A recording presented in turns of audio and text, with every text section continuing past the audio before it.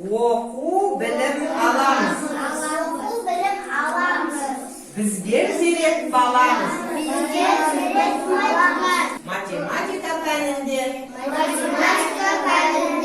тапқыр алғыр боламыз.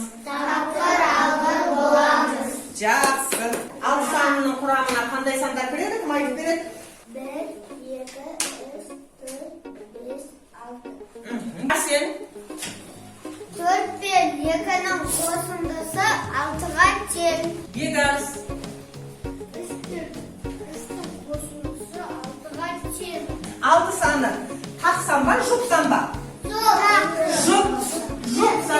Енді 6 санының құрамынан маған тақсандарды кім атап береді? 1, 3, 5. Жақсы. 6 санының көршілерін атап беріңізші маған. 5, 7. Өте жақсы. Жапырақтың артындағы есепті маған шығарып өткізе қойыңдар.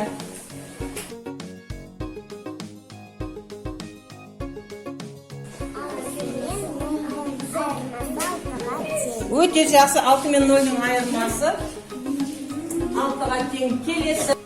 3 пен қосындысы 6-ға тең. Жақсы. Жақсы. Отыра ғой. 5 пен 1-дің қосындысы 6-ға тең. Келесі. 6-ға тең. Жақсы. Алиша кел. Тең. Жақсы. Отыра ғой. Бүгін 7 санын өтеміз. 7 саны жұпсан ба, тақсан ба? Тақсан екен. 6-ға 1-ді қосайық. 1-ді табамыз енді екінші қатарда міне. 6-ға 1 міне. Тең болады 7. 6 мен 1-дің қосындысы 7-ге тең. Жақсы. Өте жақсы. Отыра ғой. 5 пен 2-ның қосындысы 7-ге тең. Дұрыс. Мінекей 5 пен 2-ның қосындысы 7-ге тең екен. Мына көлден балық аулайық. Балықтардың артында тапсырмалар жасырылған. Сол тапсырмаларды орындаймыз. Ой, жарайсың, алтын балық, ат балықты ұстады. Бұның артында саған тапсырма беріліпті.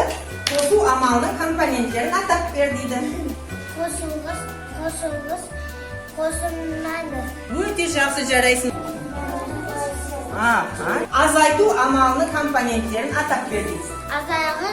Азайтқыш, айырманың мәні. Өте жақсы, жарайсың.